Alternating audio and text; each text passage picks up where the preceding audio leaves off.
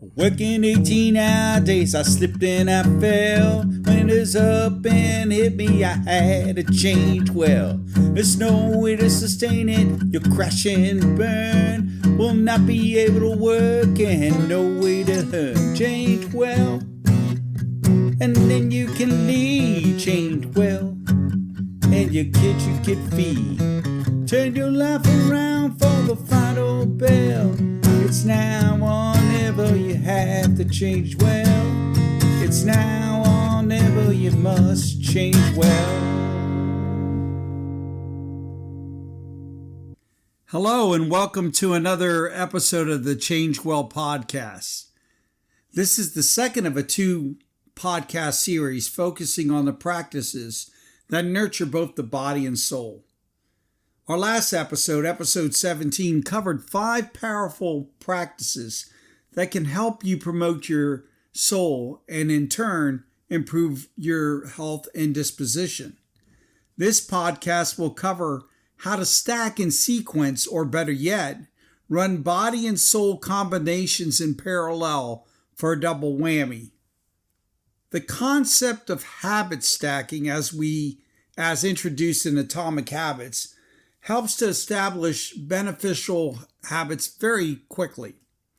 Here's a simple example. Every day you need to take medication, as I do, which is the established habit. However, you also want to institute a practice. Let's say you don't drink enough water. So you want to have your pills right next to your water, and you have a 64-ounce pitcher of water there for you to drink. A way to develop a new habit is to place a water bottle next to your pill container. And presto, now you have a ready-made container with the right amount of water next to your pill box. You need to wash down the pills, and in doing so, start drinking the water you need for the day. So this is an idea of habit stacking. These ideas of habit stacking helped me to significantly reduce my weight in 1 year. I lost 150 plus pounds. I've said in a few other podcasts. My physical transformation recovered my body, but my soul was still suffering. I was still sometimes a curmudgeon, and my peace of mind, though better, as we discussed last podcast, could get rattled. So I decided to piggyback some new soul habits with some of my firmly established body habits. I will provide examples of my body and soul habit stacks and scrums, more on that term later, that relate to my faith practice, Roman Catholicism. However, in each case, I will briefly try to suggest how these may be adapted based on my research to other faith journeys.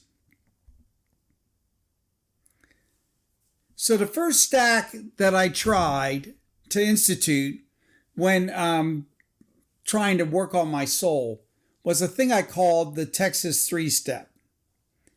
Back in my weight loss days, I had already established a Texas 2-step method, which included 2 things, of course.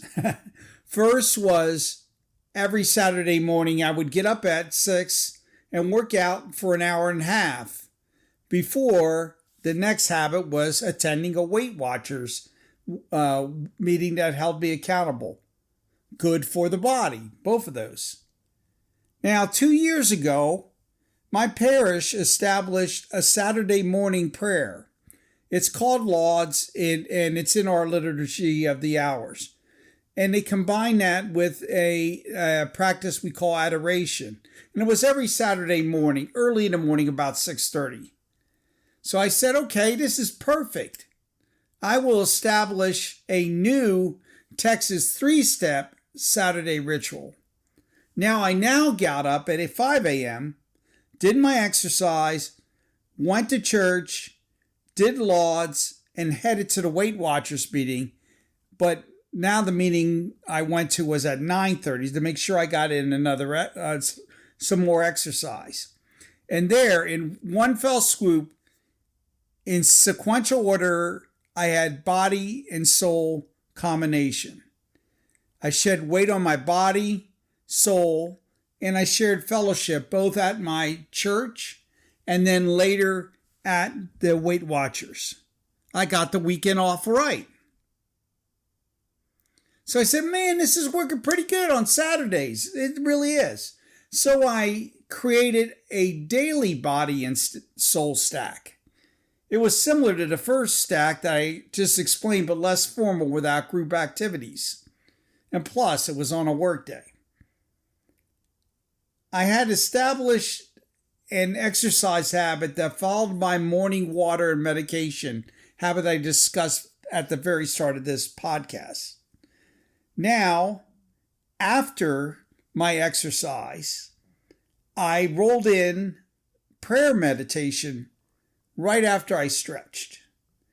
This worked well initially. I got my heart rate up with exercise, then began slowing it down with stretching, and lastly, I established a contemplative prayer. The exercise helped my prayer focus, and the prayer helped me slow down and heal my body. However, I ran into a slight problem that you may have figured out. Back on the Saturday practice too. This took a lot of time. It was sequential. And so what started happening is if I woke up late, I had a tough day the day before, I skipped the exercise. Or if I thought I had a limited time and I still could do it, I rushed both of them, which didn't help either.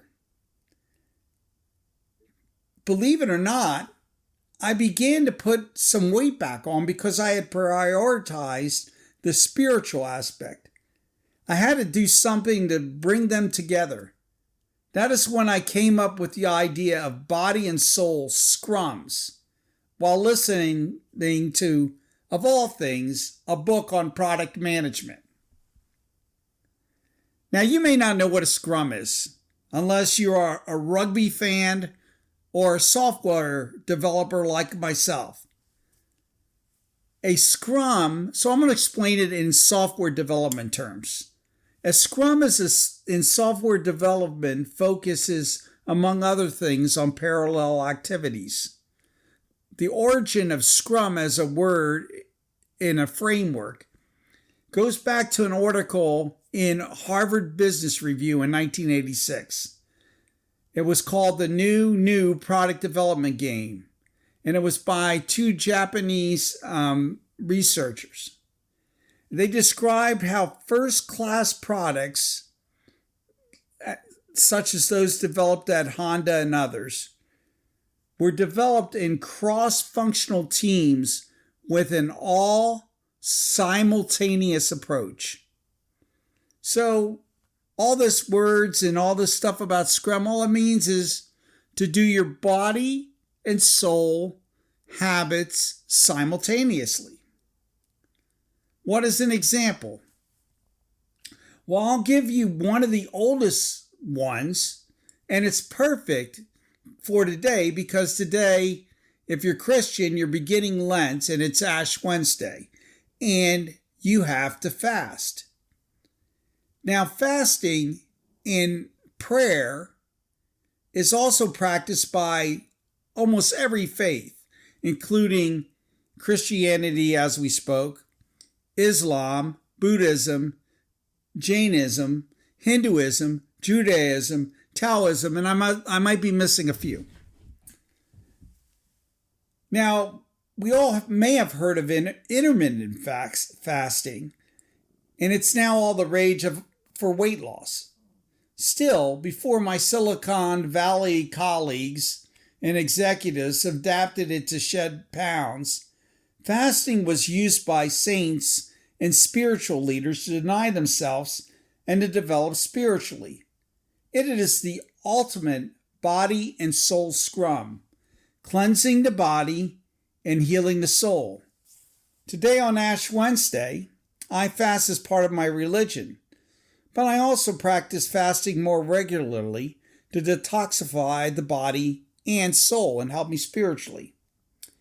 And on another note, if you look at the show notes, I put out a link on a scholarly article developed by the NIH about the benefits across all different religions on religious fasting. So this is different than intermittent fasting. It has both the spiritual, and in fact, the spiritual element is more important, and the health benefit. So now I had this idea of fasting, and the idea of body and soul scrums. So I tied myself into fasting. So I started coming up with these parallel body and soul habits that I ran to get together. So let me name a few of them. I've got four I'm going to name. Now, I'm going to try to give you an alternative for other faiths, but I'm going to speak about what I do. So the first one, oddly enough, is called Mike and Bike.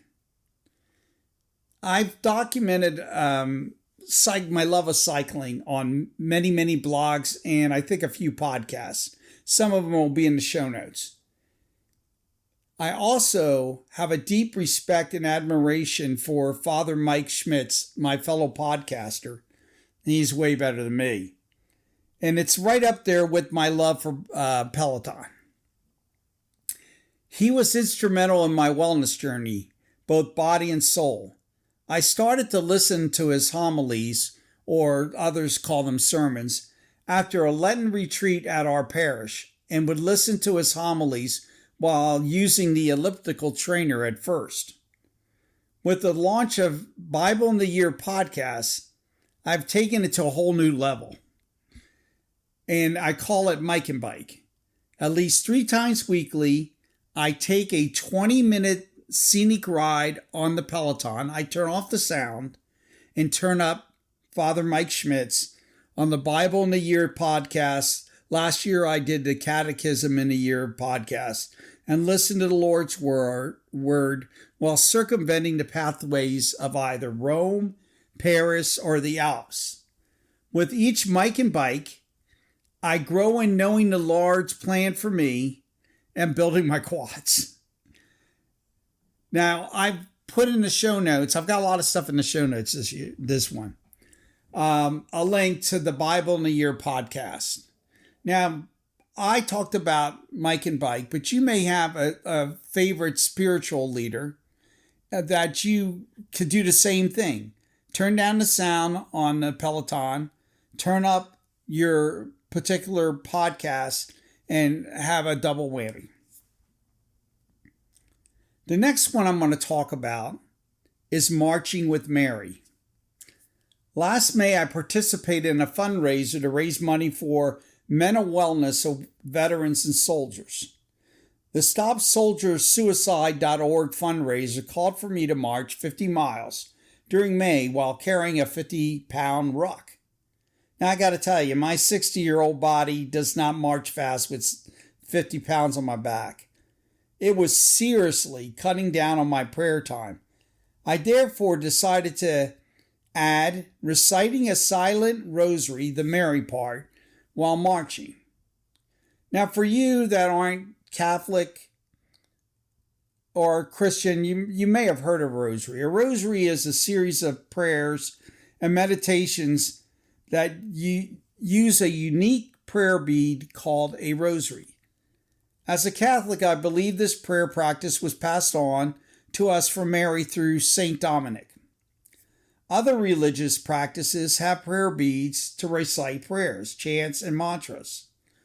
The Marching with Mary practice allowed me to add over 50 prayers and meditations on each ruck march. I would say the prayer silent in my head on my rosary beads and while I was walking. Instead of listening to headphones, I would pray. In this way, I was not only able to raise money for veterans, but I could pray for them too. That's the ultimate double whammy. Let's take care of our vets. My third one is called, now you'll notice I love alliteration. I'm sorry with all the rhymes and alliteration. It's called Hinge and Hallow. One of the reasons I ambled so slowly while marching was weakness in one of my knees. To help with this issue, I used a physical therapy application called Hinge Health. This application has a set of tailor-made exercises to help strengthen my knee. While doing my hinge exercises, I listened to a mindfulness application, a Catholic prayer app called Hallow. You may have heard about Hallow. It had a Super Bowl ad this year. It's the number one Christian-based mindfulness app on it, and I love it. It's my favorite app. This application is an excellent source for all Catholics and includes everything from the daily meditation to Gregorian chants, which I love, to books from the doctors of the church. I highly recommend it, but you may have seen their ad on the Super Bowl, as I alluded to before earlier. But there are other similar applications if your persuasion is not Christian, such as a secular one is called Calm. The combination, though, is listening to a prayer, a mindfulness app, while doing, quite frankly, I hate to do my hinge health. It's good for me, but I do not like to do my hinge exercises because, quite frankly, my knee hurts. So the praying helps the pain in my knee. So I meditate and I take care of my knee at the same time. So Hinge and Hallow. The last body and soul scrum that I want to speak about is Exodus for the soul and body. In this case, Exodus refers to an actual application and an aesthetic practice called Exodus 90. It happens during the 90 days before Easter and includes the days of Lent. And for us, for Christians, this program is a 90-day spiritual exercise based on 3 pillars: prayer, asceticism, and fraternity. Mentioned there, but it's also in there, is exercise. Exercise is one of the spiritual practices. Other things are you exclude alcohol and sweets. You have days of fasting. It also includes a daily prayer practice. It gave me the idea, actually, of the other 3 practices for body and soul scrums that I've given. I highly recommend it for all Catholic men who need a wake-up call for their body and soul. I hope these ideas can help you as much as they helped me to improve your body and soul.